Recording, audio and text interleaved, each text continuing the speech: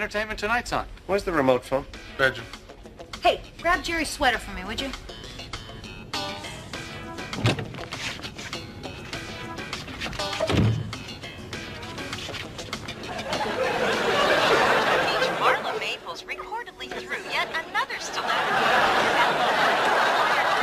What's it like out?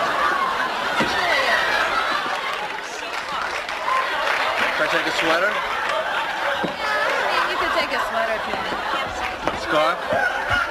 Nah. Hey, shut this off. Shut it off.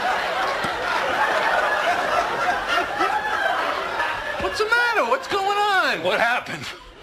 What? I think I hit my head again. What is wrong? Hey, wait a minute. Let me ask you something, Kramer. The last time you hit your head, was Mary Hart on TV? Yeah. That is it! What? That is it! Mary Hart's voice, don't you see? There's something about the sound of Mary Hart's voice that's giving you seizures. Just like that woman in Albany. Mary Hart.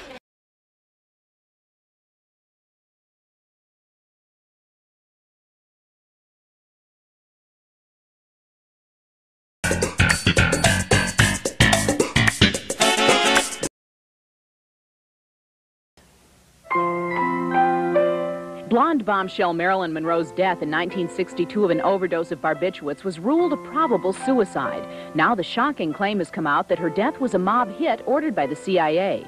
In the book Double Cross, the story of Chicago gangster Sam Mooney Giancana, written by his brother Chuck and godson Sam, Marilyn Monroe is depicted as having scandalous affairs with John and Robert Kennedy and having access to information damaging to the CIA. According to nephew Sam Giancana, the mob and the government both had Monroe under surveillance. Everyone was watching her because she was perhaps a loaded gun waiting to go off. Well, once she decided that she was going to go public, the CIA said, we cannot have her do that. And the CIA then requested that Marilyn Monroe be eliminated. And Sam Giancana accepted the contract to kill Marilyn Monroe. No comment. Giancana's relationship to the CIA goes back to 1960 when they asked him to kill Fidel Castro. According to the book, Giancana had men try to poison Castro, but the Cuban leader had all his food and drink sampled by political prisoners. Even though those attempts were unsuccessful, the book claims the mobster's ties to the CIA continued to grow, and the CIA called him in to kill Monroe. At the same time, Giancana hoped to embarrass Monroe's lover, Bobby Kennedy, the Attorney General, who was hounding Giancana and the mob. Giancana states that he sent his assassins to Monroe's house. They waited until she was alone. They taped her mouth and inserted a doctored Nembutal suppository.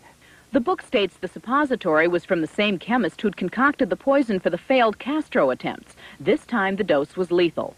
A suppository was very fast-acting, like an injection.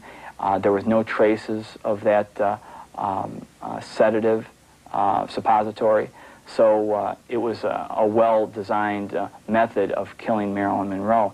The book claims that Giancana did get evidence of Bobby Kennedy coming to Monroe's house before the murder, but that the whole conspiracy was covered up by the government so quickly that his scheme to embarrass Kennedy failed. But the Giancanas stand by their story, pointing to a long history of mob and CIA involvement with Monroe.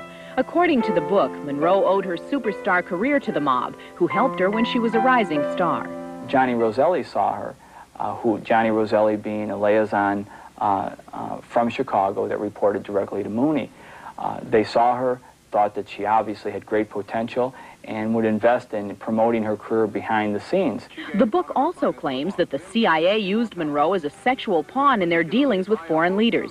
She could be used to compromise world leaders, specifically Sukarno of Indonesia.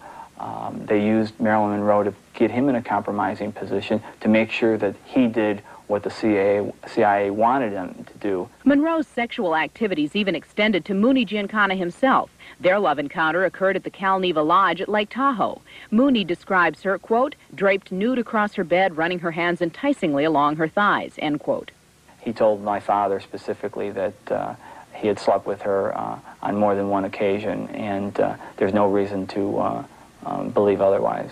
This story is backed up by former FBI agent Bill Romer, who had Giancana's office bugged at the time. We listened to him as he talked to Roselli, talking about how he had had sex at Lake Tahoe on the weekend before she died. The Giancanas say this is one of the saddest stories they've uncovered in their research because Monroe was merely an unwitting political and sexual toy.